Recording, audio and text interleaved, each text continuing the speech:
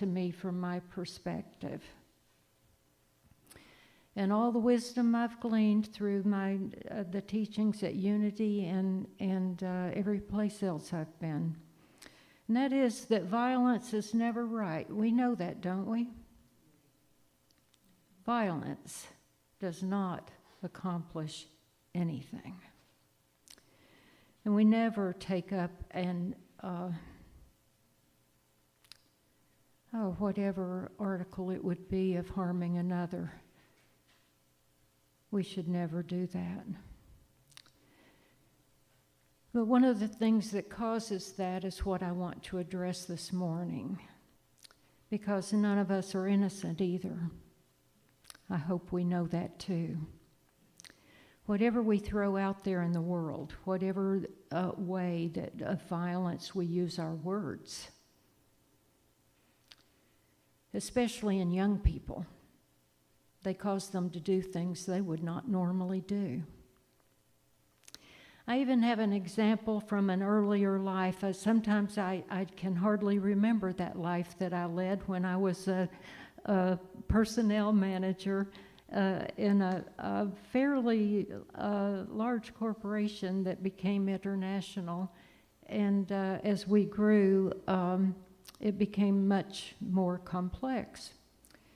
But there was a young woman that I had mentored and talked to a few times because she admittedly had a temper, and she knew it, and she didn't know how to control it. She would react, and a lot of times she would react with words she'd later regret. But she told me once, she confided in me, she said, well, I do have a violent streak in me. I said, well, you need to be extremely careful then, and always, always, always watch what you do. And it just so happened that she'd had one fall, she had a vacation, and I knew when she came back, because she worked in processing paperwork and orders, and oh boy, did she have a stressful job.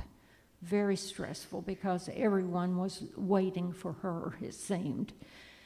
And she made it like halfway through the first day and blew up at a manager and just absolutely cursed him out. Horrible language, the entire thing. Well, you know what happens. You've got there's no other choice, but you have to let that person go. No matter what caused it, no matter what circumstances were behind it, you knew what she had to be let go. There are two things that happened. One was it really hurt me because I knew that she was working on that, and I knew she could do better, and so I hurt for her. And I went back and talked, after I'd thought about it and processed it for a while, I talked with a coworker of hers because I knew she was an instigator. She was an older woman, and she was always telling the younger woman all the awful rumors around, and this one did this, and this one did that, and the other one. So she was always encouraging her in her hatred. And so I knew that. I mean, we're all aware of the office gossip, right? We know. What is it I've said? When two or more are gathered, you've got issues. And I don't care where you are. You just do. And so I went back and talked to her as lovingly as I could. And I said, you know, honey, you helped get your friend fired. You know that, right? You know that. And this is something that I don't think usually a human resources director would even address. But I had already started my ministerial career at that time, and I couldn't help it. It was just who I was. I was always that way. I said, honey, you got your friend fired. You know that, don't you? And she just meekly looked at me. She knew. She knew. I said, you know, when you sit around and all you do is talk about negative things and ugly things, and you're persuading someone else, especially someone younger. You're talking to them about how they ought to hate somebody else or be angry. Guess what? you're contributing to their demise. You just are. So what we teach here at Unity is that we are all connected to the one source, and there is one power, and that's love.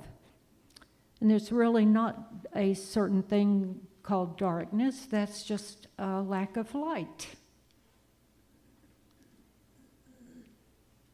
We're all connected to this light, and that we keep our thoughts positive. We pause, we think before we speak, especially if we're just about to react to something.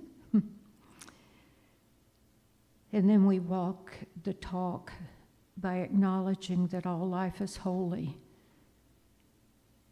and no one has the right to do harm to another. It's just the way it is. And I can especially think about this situation too, because the young woman then went on to hate me and blame me for what happened with the loss of her job. And I came into the office one morning, and we had beautiful plate glass windows